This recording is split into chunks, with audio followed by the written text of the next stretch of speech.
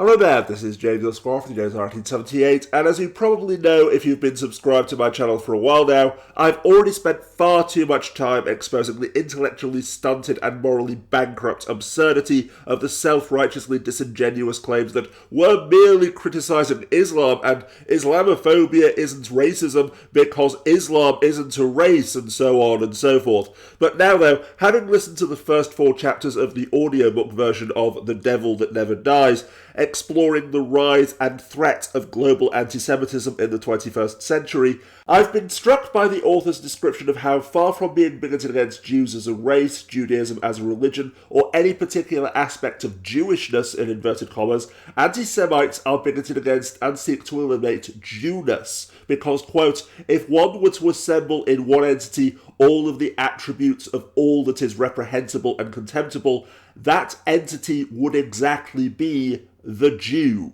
end quote. Not a Jew or some Jews, all or any people of Jewish descent, any individual or intersecting aspects of Judaism, the religion or people as a whole, but rather the boogeyman, the spectre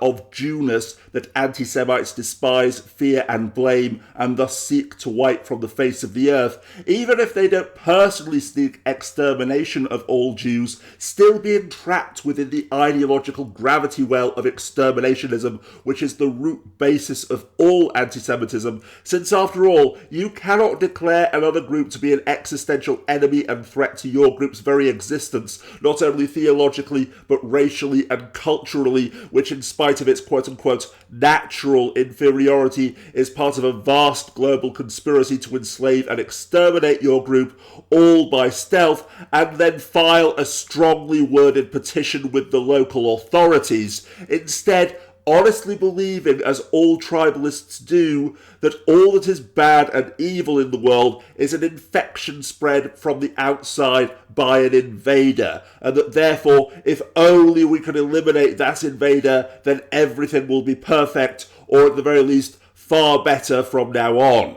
Do you see how this works? How far from fearing, hating, blaming and seeking to eliminate people who simply don't believe in any god or gods or their arguments against theism, for example, it is the spectre of the atheist, the incoherent and eternally shifting nexus of fears and prejudices about and against non-believers, and of what it would be like to live in a world in which baby-eating Satan worship is the norm, that drives fundamentalist Christians in the US in particular, but not exclusively, into an outraged and almost suicidal panic. But in the case of anti-Semitism, though, going far beyond the basis of this atheist example, mashing together theology, pseudoscientific proclamations about an impure and biologically inferior race, the myth of white genocide through rape and immigration, and ultimately, this is also the basis of all Islamophobia, no matter what form it may take, in spite of the fact that so far in the book, even though it's undeniable that anti-Semitism is vastly more ancient, ingrained and widespread across the entire world, particularly in the so-called Muslim world,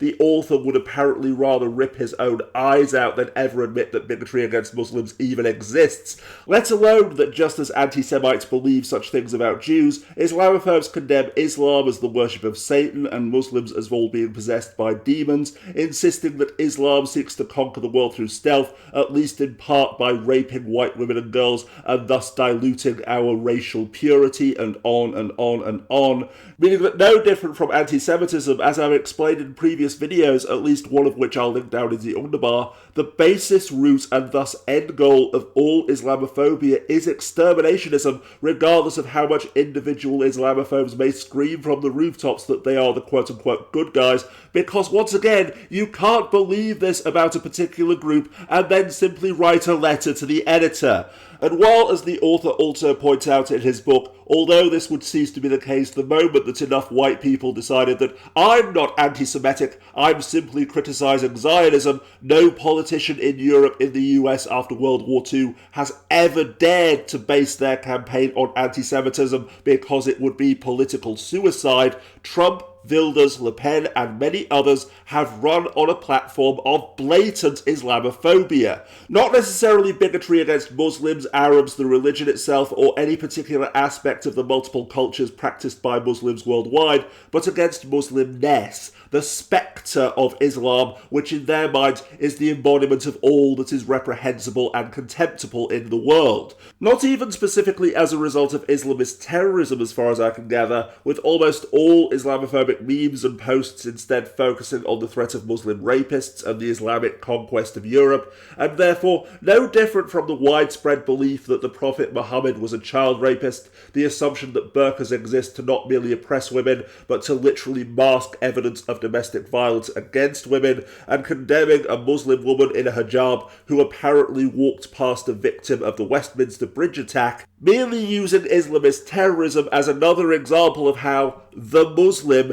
is the embodiment of all that is evil and corrupt. Just as anti-Semites contradict themselves by doing this to their boogeyman of the Jew, paradoxically dehumanizing and demonizing the Muslim, simultaneously portraying it as both an inferior, primitive and subhuman animal and a highly organised and demonic mastermind plotting the downfall of superior Western, i.e. white, civilization. After all, if you take any anti-Semitic conspiracy theory and replace the nouns where appropriate, then you are left with creeping Sharia, stealth jihad, taqiyya and so forth, paranoid delusions based not on the fear of certain people or a particular belief or lack thereof, but as in the case of the atheist example that I gave a short while ago, the fear that when the percentage of Muslims in our countries passes a certain point and or the Muslim achieves enough power, our societies will immediately and irreversibly transform into a nightmarish dystopia based not on any actual reality but rather on the grotesque and fantastical hyperbole of whatever a Daily Mail columnist or Fox News host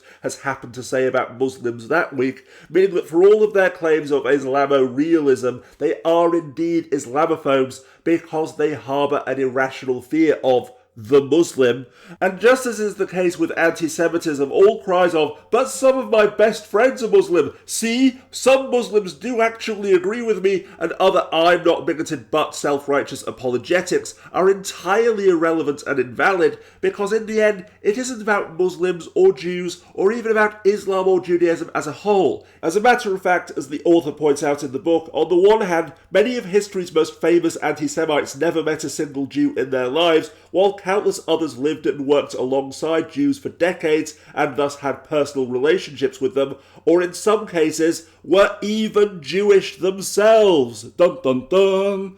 Because as I've now explained far too often to count in far too many previous videos, the basis, purpose, modus operandi and raison d'etre of bigotry is twisting reality to convince ourselves that our prejudices are the rational objective truth for the sole purpose of making ourselves feel better, and thus, through cognitive dissonance, they are able to simultaneously hate, fear and blame all Jews and all Muslims, and none, to blame the religion and genetic inferiority and culture and whatever else applies to that situation interchangeably, condemning them as primitive animals while fearing them as demonic geniuses at exactly the same moment, insisting that they're not racists because it's about politics, culture or religion, but then in the very next breath, or sometimes even the same breath, implying, if not outright stating, that Jews are manipulative and Muslims are barbarous because of their genetic inferiority,